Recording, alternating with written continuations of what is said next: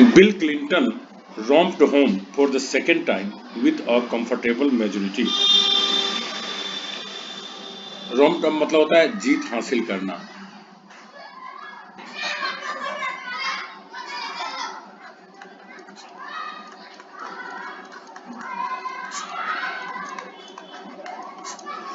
Bill Clinton romped home for the second time with a comfortable majority.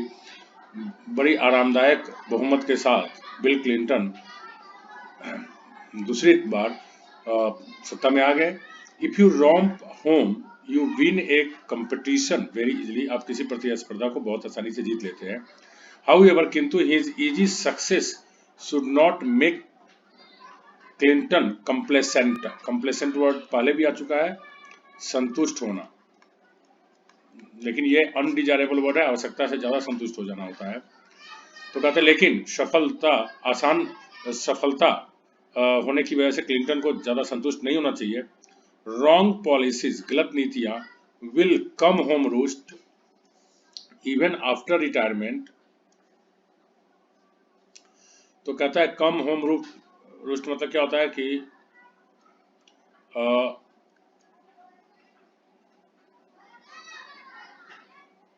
बाद में बुरा असर पड़ना।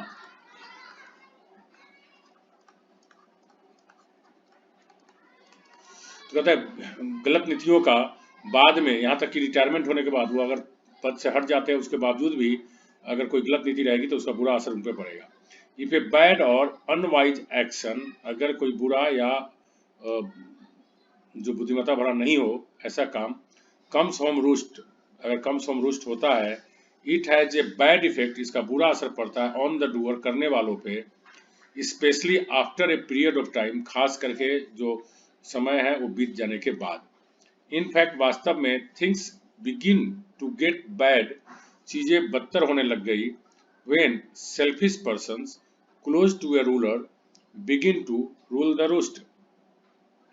कहता है वास्तव में जब चीजें खराब होने लग जाती है, कब, जब स्वार्थी लोग शासन करने वालों के नजदीक रूल द रूस्ट करने लग जाते हैं। तो अब देखो रूल द रूस्ट करने का मतलब क्या हो गया।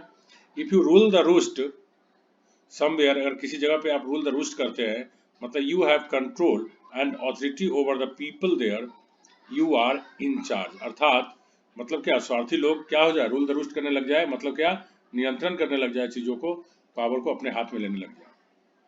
The rough and tumble of policies is the nation's loss.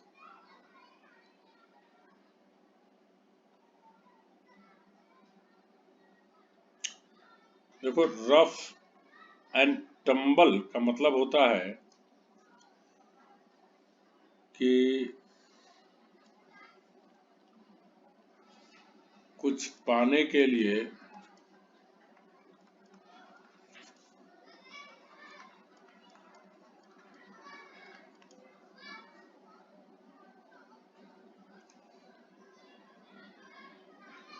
दूसरों को नुकसान पहुंचाना।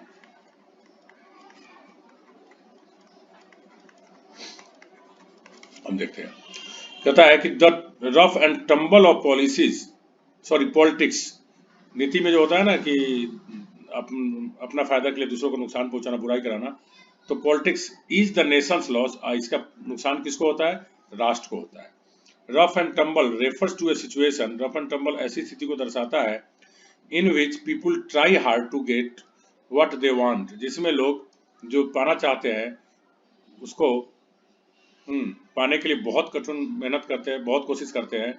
They do not worry about upsetting और हार्मिंग अदर्स, वे दूसरे लोगों को परेशान करने या नुकसान पहुंचाने में भी बुरा नहीं मानते और चिंता नहीं करते इस बात का। India routed New Zealand 3-0 in the test series, भारत ने न्यूजीलैंड को 3-0 से हरा दिया।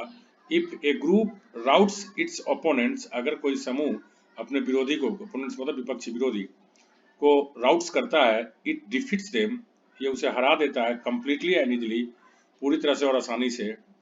बट द किवीज, न्यूजीलैंड वालों को कहते हैं Kiwis, New Zealanders, were not the list upset, लेकिन न्यूजीलैंडर वाले जो हार गए वो बिल्कुल भी परेशान नहीं थे। They showed no sign of rowdy behaviour, वे अपने उग्र व्यवहार बिल्कुल नहीं दिखाए। रॉडी होता है खराब व्यवहार, उग्र व्यवहार, हल्लम गुल्ला करने वाला व्यवहार। इफ यू आर रॉडी, अगर आप रॉडी है तो यू आर नॉइजी, आप शोर मचाते हैं, रफ खराब व्यवहार करते हैं, लाइकली टू कॉज ट्रबल, और दूसरे को नुकसान पहुंचाते हैं। Would Indians have borne such a defeat in so gentle manly manner, क्या भारतीय लोग भी हारे रहते तो इतने ही बढ़िया तरीके से अपनी हार को दर्शाते? मतलब क्या, न्यूजीलैंडर्स हार गए फिर उन्होंने कोई खराब व्यवहार नहीं किया, लेकिन क्या भारतीय भी अगर हारे रहते तो इतने ही सज्जन की तरह पेश आए रहते? और would they have caused A ruckus, ruckus मतलब होता है शोर शराबा, हल्ला गुल्ला, शोर शराबा। इफ वन कॉजेज रकस, अगर कोई व्यक्ति रकस करता है, one causes a great deal of noise, तो वो व्यक्ति बहुत शोर करता है, आर्गुमेंट बहस करता है और कंफ्यूजन पैदा करता है, भ्रम पैदा करता है।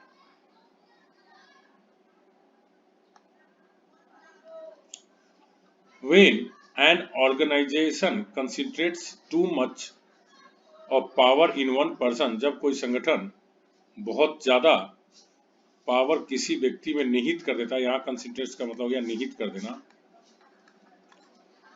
The departure of the person leaves the organisation rudderless, और जब वह व्यक्ति वहां से डिपार्चर होता है, मतलब वहां से चला जाता है, प्रस्थान कर जाता है, तो वह ऑर्गेनाइजेशन रडरलेस होता है, ऐसा नाव, ऐसा जहाज जिसमें कोई पतवार नहीं हो, बिना पतवार के।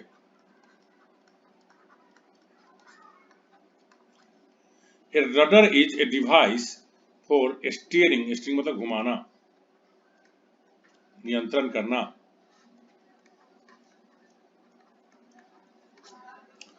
ए बोट, बोट को घुमाने के लिए, नियंत्रण करने के लिए प्रयोग किया जाता है rudder. So if you are rudderless, अगर आपके पास रडरलेस है मतलब बिना रडर के है, you can not give direction to boat, मतलब कि आप नाव को डायरेक्शन नहीं दे सकते हैं। दैट इज अर्थात you do not have a clear aim to pursue, अर्थात आपको हम अपनाने के लिए, आगे बढ़ने के लिए कोई स्पष्ट लक्ष्य नहीं है। The new head of the organization, the new head of the organization is cautious not to ruffle the feathers of other members. संगठन के जो नए हेड है वो इस बात के प्रति बड़ी सावधान है कि वो दूसरे सदस्यों को नाराज ना कर दे। रफल द फीदर्स मतलब गुस्सा दिला देना।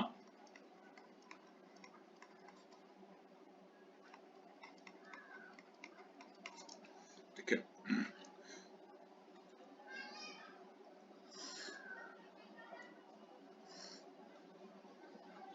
इफ ए रफल्स बीज फीदर्स, अगर ए बी के फीदर्स को रफल्स कर देता है, मतलब क्या, छेड़छाड़ करता है, परेशान कर देता है। A makes B very angry, मतलब ए बी को बहुत गुस्सा दिला देता है, नर्वस कर देता है, अपसेट कर देता है, परेशान कर देता है। The new head has to win their confidence, नए जो हेड है, मुखिया जो है, उनको विश्वास जीतना पड़ेगा। If they decide to pull rug from under his feet, it would be detrimental both for him and for the organization. detrimental मतलब नुकसानदायक।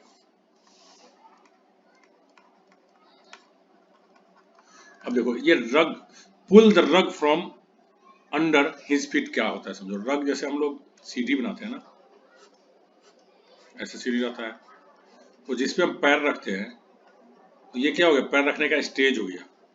तो अगर कोई व्यक्ति ये वाला काट के यहाँ से निकाल दे तो क्या हो जाएगा, किसी के चढ़ पाएगा, नहीं चढ़ पाएगा। मतलब कि सपोर्ट खींच लेना,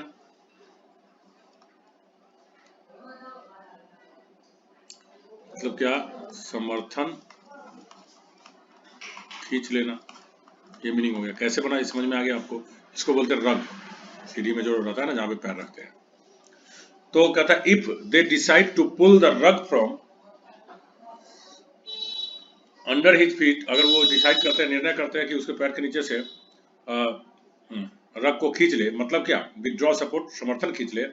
it would be detrimental both for him, यह दोनों के लिए नुकसानदायक होगा, एंड फॉर द ऑर्गेनाइजेशन, मतलब उसके लिए भी और उसके संगठन के लिए भी। It would ruin severely it would ruin the organisation future, यह संगठन के भविष्य को बर्बाद कर देगा।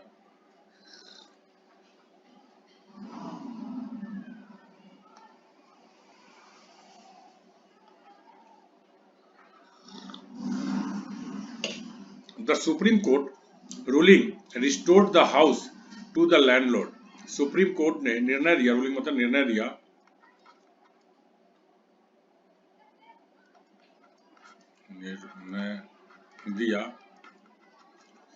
रिस्टोर मतलब पुनः स्थापित करना, द हाउस टू लैंडलॉर्ड मतलब कि जो सुप्रीम कोर्ट ने यह निर्णय दिया कि जमीन जिसका है उसको पुनः दे दिया जाए।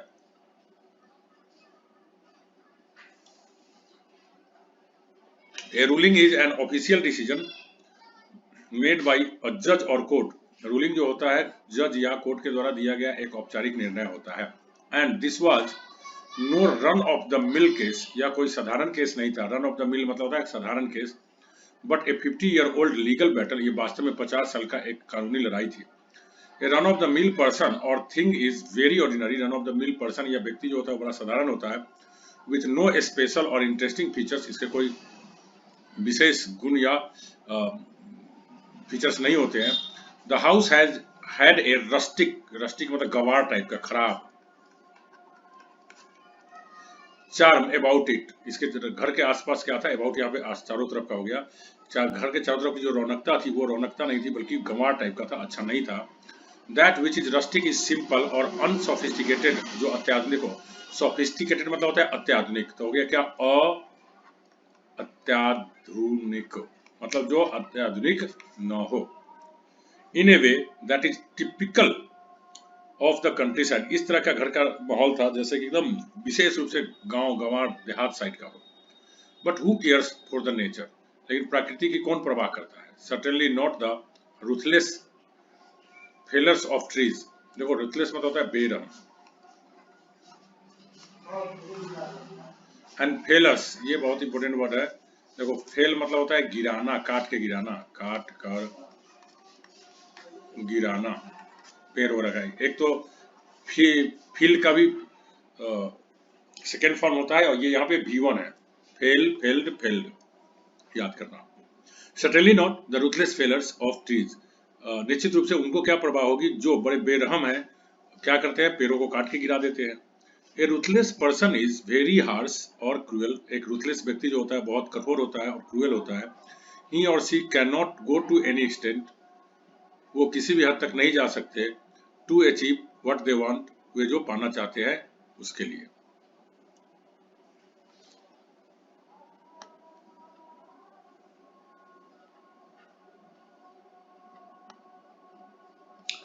The opposition is trying to sabotage the election, विपक्षी पार्टी है वो चुनाव को तबाह करने की कोशिश करे। सबोटाज मतलब होता है तबाह करना, बर्बाद करना।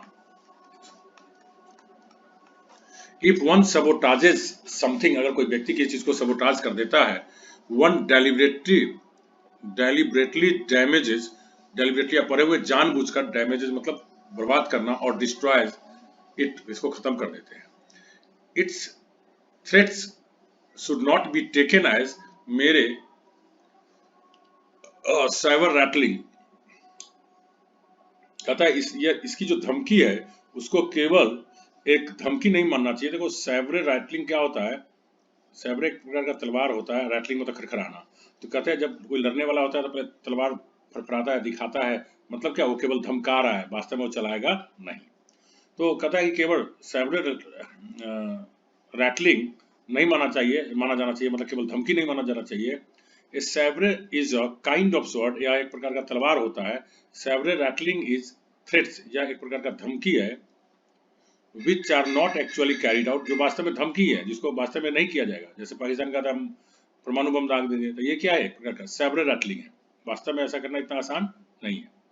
The opposition may strike at any time, विपक्षी पार्टी किसी भी समय प्रहार कर सकते हैं, unless proper negotiations are made, जब तक कि सही मोल जोल नहीं हो जाता। निगोशिएशन मतलब था मोल जोल करके एक मुद्दा पे आना।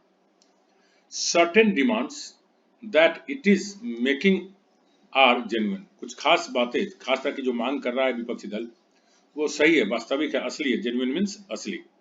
If any institution is under cloud it does need to be investigated, अगर कोई भी संस्था, कोई भी संगठन अंडर क्लाउड है मतलब शक के दायरे में है, शक में है, तो फिर क्या जरूरत है कि उस पर जांच किया जाना चाहिए। चलिए एक बार पूरा पढ़ लेते हैं।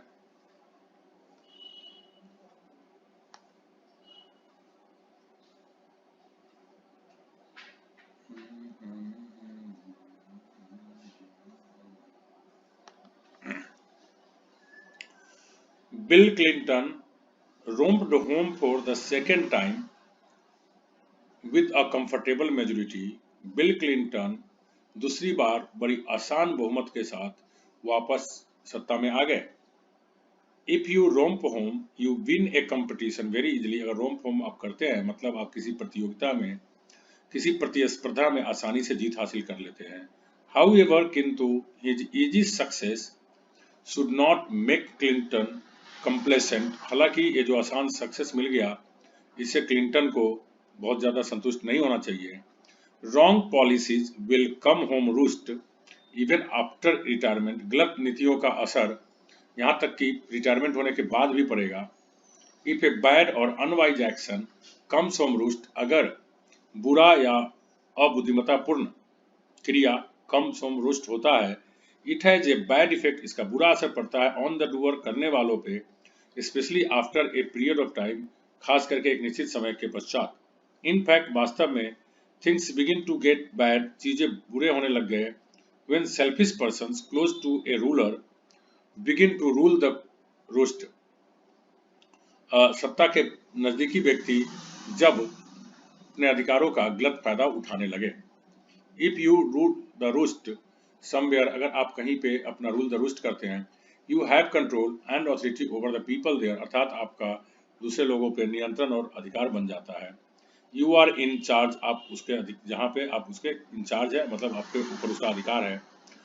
The rough and tumble of politics, politics में ऐसा होना जो दूसरे को नुकसान पहुंचा के भी अपना फायदा उठाना, इज द नेशंस लॉस, ऐसी नीति जो है वो क्या है, हमारे राष्ट्र के लिए नुकसानदेह है। Rough and tumble refers to a situation in which people try hard to get what they want। Rough and tumble ऐसी स्थिति होती है जिसमें लोग जो पाना चाहते हैं उसको पाने के लिए बहुत कठिन कोशिश करते हैं।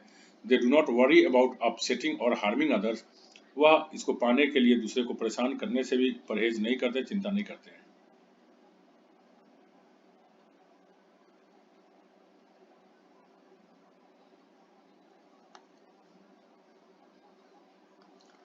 India routed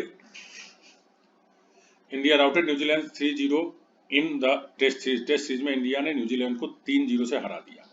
if a group routs its opponents, अगर कोई समूह अपने विपक्षी को राउट्स करता है, it defeats them completely and easily, या उसे आसानी से और पूरी तरह से हरा देता है। But the quiz were not the list upset, लेकिन न्यूजीलैंडर्स, जो न्यूजीलैंड के खिलाड़ी थे जिसको क्वीज कहा जाता है, वो थोड़ा भी परेशान नहीं हुए। They showed no sign of a rowdy behaviour, उन्होंने किसी प्रकार की खराब व्यवहार नहीं दिखाया। इफ यू आर रॉडी, अगर आप रॉडी है, you are noisy, rough and likely to cause trouble, तो आप क्या है, नॉइजी, शोरगुल करते हैं, बड़े खराब व्यवहार है और आप समस्या उत्पन्न कर सकते हैं। Would Indians have borne such a defeat in so gentlemanly manner, क्या भारतीय लोग हार को इतने सज्जनता की तरीके से पेश आए रहते अगर हार में? और वुड दे हैव कॉज्ड ए रुक्कस, या फिर वे लोग शोर शराबा किए रहते? इफ वन कॉजेज ए रुक्कस, अगर कोई व्यक्ति रुक्कस करता है, one causes a great deal of noise, argument और कंफ्यूजन, अर्थात एक व्यक्ति बहुत ज्यादा शोर शराबा करता है, कंफ्यूजन पैदा करता है। When an organization concentrates too much of power in one person, जब कोई संगठन किसी एक व्यक्ति में बहुत ज्यादा ताकत दे देता है, पावर निहित कर देता है, the departure of the person leaves the organisation rudderless, तो उस व्यक्ति के जाने के बाद वह संगठन बिना पतवार के नाव की तरह बन जाता है, मतलब अनियंत्रित बन जाता है। A rudder is a device for steering a boat, rudder जो होता है इस नाव वगैरह को नियंत्रित करने के लिए, घुमाने के लिए लगा होता है। So if you are rudderless, अगर आप रडरलेस है, you can not give direction to your boat, मतलब आप अपने नाव को कोई डायरेक्शन नहीं दे सकते, दिशा नहीं दे सकते। दैट इज अर्थात you do not have a clear aim to pursue, अर्थात आपके पास अपनाने के लिए कोई स्पष्ट लक्ष्य नहीं होता है। The new head of the organisation is cautious not to ruffle the feathers of other members. तो संगठन के जो नए हेड है वो बड़ी सावधान है कि दूसरे सदस्यों को कोई गुस्सा ना दिलाए, कोई परेशानी ना हो। इफ ए रफल्स बीज फीदर, अगर ए बी के पंख को रफल्स करता है, कुदेरता है, A makes B very angry, A B को बहुत गुस्सा दिलाता है, नर्वस करता है, परेशान करता है और अपसेट कर देता है। The new head has to win their confidence, नए मुखिया को विश्वास जीतना है। If they decide to pull the rug from या अंडर हिज फीट, अगर वो चाहते हैं कि दूसरे के सपोर्ट खींच ले, उन्होंने अगर समर्थन वापस लेने का निर्णय किया, it would be detrimental both for him and for his organisation, तो यह उसके लिए भी और उसके संगठन के लिए, दोनों के लिए बाधक साबित होगा। It would ruin the organisation future, इससे क्या होगा, उसके संगठन के जो भविष्य है उस पे उसको बर्बाद कर देगा। The supreme court ruling restored the house to the landlord, supreme court का निर्णय आया कि जमींदार को घर वापस दे दिया जाए। A ruling is an official decision made by a जज और कोर्ट, रूलिंग जो होता है एक औपचारिक निर्णय होता है जो जज या कोर्ट के द्वारा दिया गया होता है। And this was no run of the mill case, और यह कोई आम केस नहीं था, but a 50 year old legal battle, लेकिन यह 50 साल की कानूनी लड़ाई वाली केस थी। A run of the mill person or thing is very ordinary, run of the mill person या व्यक्ति जो होता है वो बहुत साधारण होता है, with no special or interesting features, उसमें कोई विशेष या रोचक गुण नहीं होता है। The house had a rustic charm about it, घर के चारों तरफ एकदम गंवार जैसा माहौल था। That which is rustic is simple or unsophisticated in a way that is typical of the countryside, अगर कोई भी चीज रस्टिक होता है तो वो साधारण होता है, उसमें कोई आधुनिकता नहीं होती है, ऐसे जैसे कि एकदम देहात का क्षेत्र हो। But who cares for nature, लेकिन प्रकृति को किसको परवाह है, प्रकृति को के बारे में किसको परवाह है। Certainly not the ruthless failures of trees, निश्चित रूप से जो बेरहम पेड़ के काट के गिराने वाले लोग हैं उनको तो बिल्कुल नहीं है। A ruthless person is very harsh or cruel, एक रूथलेस व्यक्ति जो होता है बहुत ही कठोर होता है, क्रूर होता है। He or she can go to any extent to achieve what they want, वो जो पाना चाहते हैं उसको पाने के लिए वो लोग किसी भी हद तक जा सकते हैं। The opposition is trying to sabotage the election, जो विपक्षी पार्टी है वो चुनाव को तबाह करने की कोशिश कर रहे हैं। इफ वन सबोटाजेस समथिंग, अगर कोई व्यक्ति किसी चीज को सबोटाज करता है, वन डेलिबरेटली डैमेजेज और डिस्ट्रॉयज इट, वह जानबूझ करके इसे नुकसान पहुंचाता है, इसे बर्बाद करता है। इट्स थ्रेट्स, इसके धमकियां, should not be taken as mere sabre rattling, उसकी धमकियों को केवल एक धमकी नहीं माना जाना चाहिए। A sabre is a kind of sword, यह एक प्रकार का तलवार होता है जिसको कृपान बोलते हैं।